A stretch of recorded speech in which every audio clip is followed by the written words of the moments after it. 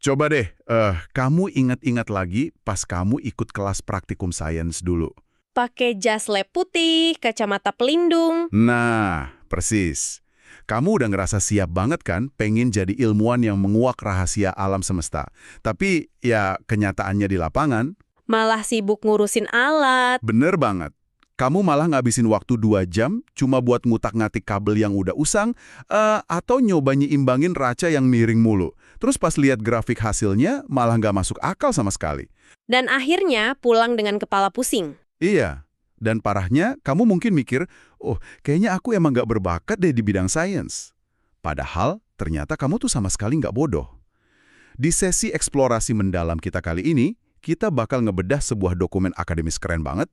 Judulnya Chapter 4, The Idealized Mathematical Sandbox, Python-Based Virtual Laboratories. Dokumen ini membahas inovasi yang namanya Ecosystem Experiential Worked Example Based Seamless Learning atau disingkat EWSL. Dan misi kita di eksplorasi ini adalah ngebongkar fakta bahwa kelelahan luar biasa yang kamu rasain sehabis praktikum itu sebenarnya adalah bentuk sabotase neurologis. Tepat. Sistem pendidikan lama itu secara harfiah mengubah kamu dari manusia menjadi sekedar kalkulator berjalan yang stres. Nah, teknologi baru berbasis Python ini diciptakan khusus buat memecahkan masalah itu, supaya kamu bisa balik lagi jadi agen saintifik yang sesungguhnya. Sebelum kita masuk ke solusi teknologinya, kita harus paham dulu nih akar masalah dari lab tradisional yang bikin siswa frustrasi. Di literatur ini, Redish dan Kuo ngebahas fenomena aneh yang disebut paradoks pendidikan fisika. Paradoks gimana tuh maksudnya? Jadi gini, peneliti nemuin pola di mana ada siswa yang jago banget, jenius malah, pas disuruh mecahin persamaan matematika rumit di atas kertas ujian. Tapi, mereka seringkali gagal total buat memahami konsep fisika yang persis sama ketika harus praktek pakai alat beneran di lab. Tunggu, masuk akal nggak sih itu? Secara logika kan, menyentuh alat fisik itu harusnya bikin konsep yang abstrak jadi lebih nyata, ya kan? Logikanya memang begitu, tapi pakar seperti Chin dan Malhotra, serta Holmes dan Women ngasih kritik keras. Mereka bilang di lab tradisional, siswa itu ngabisin terlalu banyak waktu, cuma buat ngikutin instruksi kaku dan benerin peralatan yang error. Oh, yang kabel usang tadi tuh ya? Bener, ini berhubungan sama apa yang disebut teori beban kognitif. Jadi bayangin alat yang error, meja yang miring, atau gaya gesek udara yang nggak terduga. Semua hal acak ini menciptakan apa yang disebut kebisingan ekologis atau ecological noise. Kebisingan ekologis? Iya, dan otak manusia itu punya kapasitas memori kerja yang sangat terbatas. Kalau kamu harus mikirin cara kalibrasi alat yang rusak sekaligus mengingat rumus fisika, kebisingan ekologis ini secara harfiah menguras habis memori kerja di otak kamu. Wah. Nggak ada sisa energi mental lagi buat benar-benar mikirin pemahaman mendalam tentang sainsnya itu sendiri. Masuk akal banget. Ini tuh kayak, bayangin aja, kamu lagi belajar mengemudi mobil buat pertama kalinya, tapi setirnya rusak dan bannya kempes. Otak kita bukan terlalu sibuk nyoba supaya nggak nabrak pohon, alih-alih belajar aturan lalu lintas. Analogi yang sangat pas. Tapi tunggu dulu. Bukankah menghadapi dunia nyata yang, ya berantakan, itu adalah inti dari sains eksperimental? Maksudnya, ilmuwan beneran di lapangan kan tiap hari juga ketemu variabel yang nggak terduga. Tentu saja, menghadapi kompleksitas itu sangat penting. Tapi masalahnya adalah kapan kompleksitas itu dikenalkan ke siswa. Kompleksitas dunia nyata itu harus dikenalkan secara bertahap. Oke. Karena dunia fisik terlalu bising untuk pembelajaran tahap awal, kita butuh ruang transisi. Tempat di mana realitas itu bisa dikendalikan sepenuhnya. Nah, disinilah laboratorium virtual IWSL berbasis Python ini masuk. Oke, mari kita bedah hal ini. Gimana cara perangkat lunaknya ngasih ruang transisi itu? Literatur ini memperkenalkan apa yang mereka sebut sebagai kotak pasir matematika yang diidealkan. Sistem ini memungkinkan yang namanya isolasi parametrik. Isolasi parametrik. Itu contoh nyatanya gimana? Gini, bayangin kamu lagi belajar hukum kedua Newton pakai balok di atas bidang miring. Di dunia nyata, gaya gesek itu selalu ada, nggak bisa hilang. Tapi di lab virtual ini, siswa punya kuasa mutlak buat muter sebuah tuas digital dan matiin gaya gesek atau hambatan udara sampai 0%. Oh, wow. Jadi kita secara harfiah mematikan realitas. Tepat sekali. Kamu mematikan realitas untuk melihat hukum fisika dalam bentuk proporsionalitas murni yang bersih. Riset dari Finkelstein dan rekan-rekannya, serta Atkina, ngebuktiin kalau siswa belajar konsep murninya dulu, penguasaan konsep mereka jadi jauh lebih cepat. Setelah paham, baru deh variabel error itu disuntikkan lagi secara bertahap. Jadi perlahan-lahan realitasnya dinyalain lagi gitu ya. Tapi ngomong-ngomong soal sistemnya sendiri, ini dibangun pakai apa? Arsitektur teknisnya ini dibangun secara native pakai bahasa pemrograman Python 3.11 dan library Tkinter. Mereka sengaja nggak pakai web HTML5 yang mengandalkan server jarak jauh. Sistem IWSL ini berjalan lokal di komputer siswa dengan presisi deterministik yang sangat tinggi. Kenapa harus repot-repot dibikin native dan lokal? Bukannya bikin aplikasi web yang bisa dibuka di browser itu jauh lebih gampang? Gampang iya, tapi aplikasi web sering punya masalah latensi jaringan atau nge-lag. Dan ini krusial banget. Kenapa? Karena menurut prinsip temporal contiguity dan riset neuroscience dari Haggard, jeda sedikit aja itu fatal. Kalau ada jeda lebih dari 100 milisecond, antara klik kamu dan respons di layar, itu bakal ngerusak siklus tindakan persepsi di otak manusia. Siklus tindakan persepsi, maksudnya gimana tuh? Otak manusia butuh sinkronisasi instan buat ngerasa bahwa, oh, tindakanku lah yang menyebabkan benda ini bergerak. Kalau ada lag lebih dari 100 milidetik, otak bakal gagal mengaitkan sebab dan akibatnya secara neurologis. Jadi, maksudnya perangkat lunak ini tuh harus bereaksi secepat tangan fisik saya pas lagi menjatuhkan apel di dunia nyata. Benar banget. Kalau ada lag dikit aja kayak pas kita lagi buffering video di YouTube, otak saya bakal gagal gitu ya, mengaitkan sebab akibatnya. Ya, otakmu akan melihatnya sebagai dua kejadian yang terpisah, bukan sebuah interaksi fisika yang kamu kendalikan. Makanya kecepatan tanpa jeda itu mutlak diperlukan. Nah, disinilah bagian yang sangat menarik. Karena setelah latensi atau lag ini berhasil dihilangkan, sistem ini masih punya tantangan lain kan? Gimana caranya nyatuin fenomena fisik yang dilihat mata sama grafik matematika yang abstrak banget itu? Betul. Dan untuk itu, sistem EWSL mengintegrasikan library yang namanya Matplotlib. Ini dipakai untuk bikin visualisasi yang sinkron secara real time. Contohnya di eksperimen apa tuh? Contohnya di eksperimen karakteristik fotodiode. Jadi pas siswa mengubah filter warna di simulasi, komponen optiknya alias fenomena visualnya itu berubah warna. Dan di detik yang sama, kurva IV atau grafik matematikanya bergeser di layar yang persis sama, tanpa jeda sedikit pun. Satu layar yang sama, nggak perlu buka jendela aplikasi lain. Nggak perlu?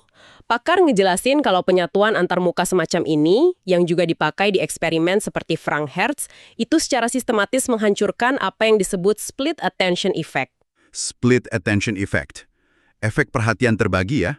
Bener, itu adalah dampak buruk secara kognitif pas mata siswa harus bolak-balik antara ngelihat grafik di kertas, terus ngelihat alat simulasi, terus balik lagi ke kertas. Itu melelahkan banget buat otak. Oh, ini tuh kayak pas kita nonton film asing, terus subtitlenya itu bener-bener sinkron sama gerakan bibir aktornya. Nggak kecepatan, nggak kelambatan. Analogi yang bagus? Tapi bedanya, yang disinkronkan di sini, itu pergerakan benda fisik dan rumus matematika abstraknya ya. Jadi mata kita nggak perlu capek melirik ke sana kemari. Tepat. Dan ketika mata dan otak nggak kelelahan, ini langsung memicu yang namanya dual coding. Sebuah proses di memori jangka panjang yang bikin pemahaman siswa jadi sangat kuat. Jadi, apa arti dari semua ini? Maksudku, karena antarmuka digital ini jago banget nyinkronin data secara instan, sistem ini juga mengambil alih tugas-tugas perhitungan yang melelahkan kan?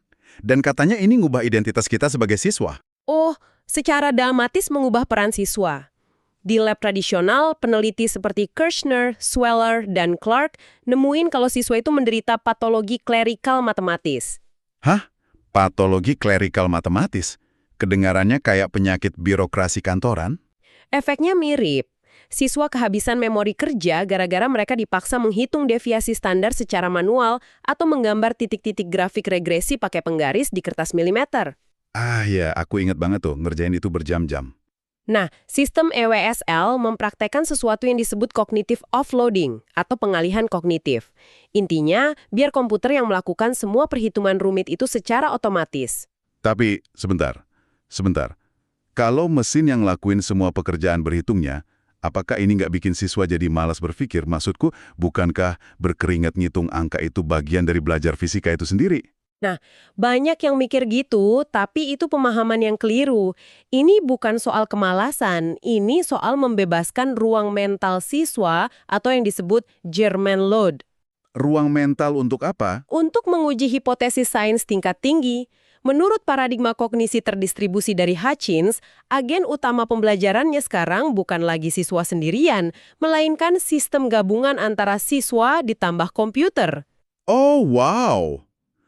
Siswa ditambah komputer. Betul, dan ini sejalan dengan teori evolusi identitas dari Stroop. Siswa itu berubah dari sekedar mesin penghitung angka yang pasif menjadi seorang analis sistem yang berotonomi. Jadi mereka mendapatkan kembali kendali mereka ya? Agensi epistemiknya kembali. Ya, mereka jadi bisa fokus pada penalaran mekanistik. Mereka punya waktu buat mikirin mengapa sesuatu terjadi di alam semesta, bukannya sekedar stres ngitung hasil akhirnya di kertas. Itu keren banget sih. Tapi kebebasan berpikir mandiri ini kan seringkali kejadian pas siswa lagi belajar sendiri di rumah. Ya kan? Benar. Ngerjain tugas malam-malam, di zaman dulu ini tuh zona buta banget buat pengajar. Guru nggak tahu apa yang terjadi di rumah. Benar, itu masalah klasik di sistem LMS atau Learning Management System tradisional kayak Moodle atau Canvas. Menurut Blickstein, LMS itu punya kotak hitam asinkron. Kotak hitam. Iya, guru itu cuma bisa ngelihat skor akhir siswanya besok paginya. Mereka nggak bisa ngelihat proses berpikir siswanya malam sebelumnya. Nah, terus gimana IWSL ini bisa mecahin masalah kotak hitam itu? Sistem ini ternyata pakai teknologi telemetri dan educational data mining atau EDM di tingkat yang sangat mikro. Tingkat mikro tuh sedetil apa? Sedetil melacak clickstream, koordinat kursor mouse, urutan perubahan variabel, sampai waktu singgah atau dwell times. Dan ini direkam dalam satuan milidetik. Hah? Serius? Direkam sampai satuan milidetik? Tapi ini aman kan privasinya? Aman, data ini tentu saja dipseudonimkan demi privasi siswa, tapi buat pengajar data ini harta karun. Pakar membedakan dua pola deteksi yang sangat penting dari data kursor ini. Apa aja tuh polanya? Yang pertama, pola wheel spinning atau roda berputar di tempat. Oke, ini kedengarannya kayak siswa yang lagi stres ya? Persis. Dari data telemetri, ini kelihatan dari perubahan variabel yang panik, kursor yang bergerak liar, dan klik sana-sini secara sembarangan. Ini tanda jelas kalau siswa lagi ngalamin beban kognitif berlebih dan frustrasi total. Astaga. Dan pola yang kedua? Pola kedua disebut productive struggle atau perjuangan produktif. Menurut Kapur, ini ditandai dengan dwell times atau waktu singgah yang panjang di antara setiap interaksi. Maksudnya kursornya diem gitu? Iya, kursornya diam cukup lama. Itu bukan berarti siswanya ketiduran, tapi itu tanda metakognitif, bahwa siswa lagi merenung, ngehubungin sebab akibat, dan menguji hipotesis secara internal di kepalanya. Wah, merinding aku dengernya. Jadi, ini tuh kayak guru kita sekarang punya, dashboard medis gitu ya, yang bisa nunjukin secara pasti di detik keberapa otak saya mengalami korsleting pas lagi belajar di kamar semalam. Alih-alih cuma ngasih saya nilai C di kertas ujian. Itu perumpamaan yang luar biasa akurat. Lewat data ini, pendidik itu berevolusi dari sekedar pengajar menjadi seorang arsitek kognitif. Arsitek kognitif. Iya, mereka pakai peta data ini buat ngasih contingent scaffolding atau bantuan yang sangat ditargetkan. Jadi pas siswa kembali ke kelas fisik keesokan harinya, guru tahu persis siapa yang harus dibantu dan di bagian mana. Ini yang mengoperasionalkan konsep pembelajaran mulus antara kegiatan di rumah dan di kampus. Gila sih ini, inovasinya. Dari awal kita bahas, kita ngelihat gimana kita bisa keluar dari jebakan kebisingan alat lab fisik yang rusak, menuju kotak pasir matematika tanpa jedah yang ngambil alih beban perhitungan kita yang bikin stres itu. Bener. Sistem ini juga nyatuin grafik abstrak dan dunia nyata di satu layar yang sama, sekaligus ngasih rekam jejak mikroskopis ke guru buat membimbing langkah berpikir kita secara luar biasa presisi. Sebuah ekosistem yang benar-benar memanusiakan siswa kembali. Betul banget. Nah, eksplorasi kita tentang dokumen ini udah sampai di ujung, tapi ada satu pertanyaan mendalam nih, yang pengen aku lempar buat kamu, ya kamu, pendengar kita. Silakan. Jika laboratorium virtual dari EWSL ini aja udah mampu memetakan secara presisi apakah kamu tuh lagi berpikir keras secara produktif atau lagi frustrasi panik, hanya dari ngeliat seberapa lama kursor mouse-mu terdiam di layar.